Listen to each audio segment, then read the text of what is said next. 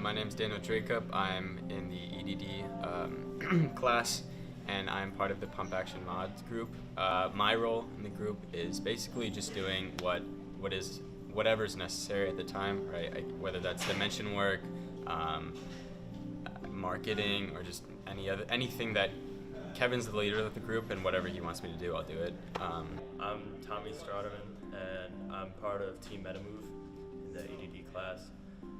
My role in the project is I do a lot of the design work for it, so a lot of the drawings and the CAD. I'm Isaac Lawson-Hughes. I'm part of the Full Cycle Bikes group working on generators for bikes for phones in third world countries, developing areas. And my role is lead engineer as assigned by my project manager Ethan Scott. Hi, my name is Ethan Scott. I'm the project manager in the Full Cycle Bikes team. I'm Kevin Tien. I'm part of Team Plug Saver as a part of Mr. Brigo's EDD class. I work on a lot of the written stuff, the CAD work, the website, and right now we're just wrapping up our final prototypes. My name is Rishi Verma. I'm a part of Project Lake Rake, in which I am the main machinist of the group. My name is Noah Davis. I'm a member of Project Lake Rake in EDD. My role has been primarily PR, in that I'm the one making a lot of contact with community members and keeping in touch with people who we work with. I've also done a lot of design as well as machining.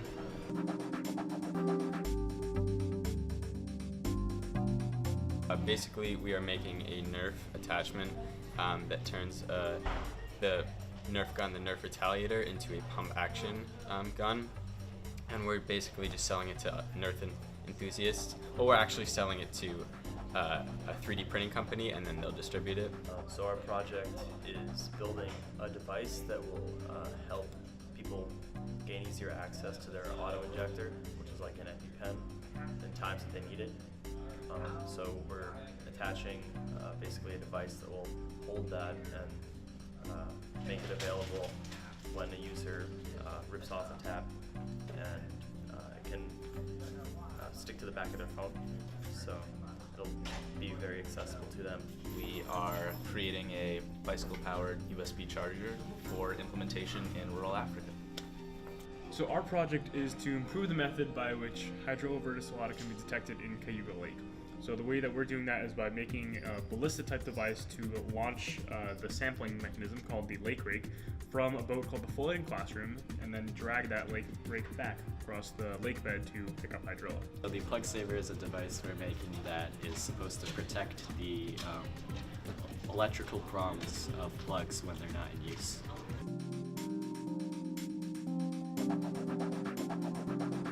What we're currently doing, the final portfolio and get everything done. Just there's a lot of coursework for EDD, and I think that's something that a lot of people underestimate when they sign up for EDD, is how much work it actually is near the end. One of the biggest struggles, but also one of the most important challenges, was managing the team for me as the project manager.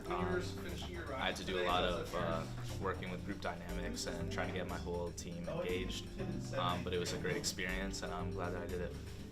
One of the biggest struggles was adapting the concept of ballista to throwing a lake rake, because generally they throw long, wooden bolts, and the rake is more of a giant piece of steel with tines everywhere. So adapting that model is fairly difficult. The biggest struggle, I'd say, would really be our pivot halfway through the year.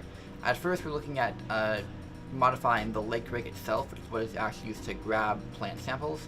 But then we realized that the way it currently is, it's in its simplest form, and changing it really just overcomplicates the process.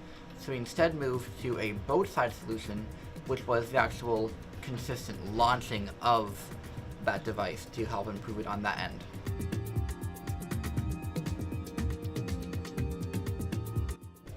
What I learned is, well, one, journal entries keep you honest, but also that don't slack off, because the year does go by pretty quickly, and there is always something that you can do.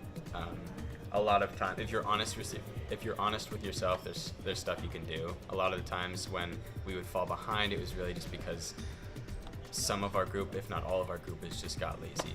It's really hard to make something correctly the first time.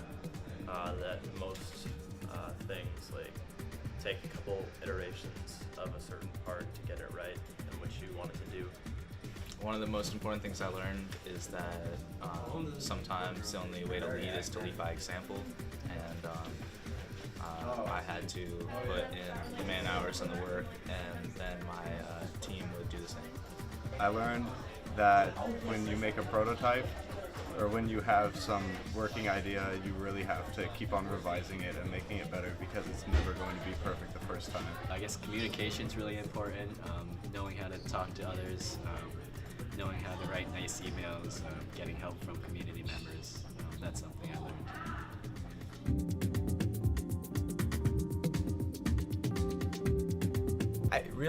It means, when I think of EDD, I just think of a lot of hardworking kids. The kids who go through PLTW and stick with it are really a select few.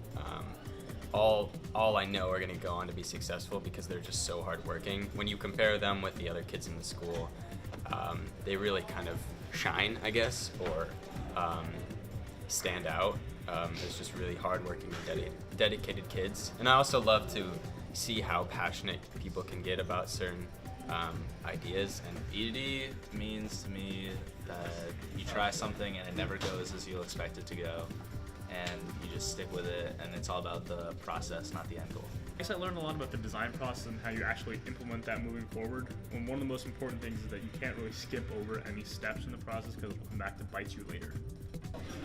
Like a constant change, constant problem solving. And just the whole engineering process is finding a problem and solving it and resolving it and resolving it until it's as best as it can be. It's like a capstone course where I get to use all the skills I've gathered from the 4 other tech classes I've taken, and it's been really fun, and I'm glad I took it.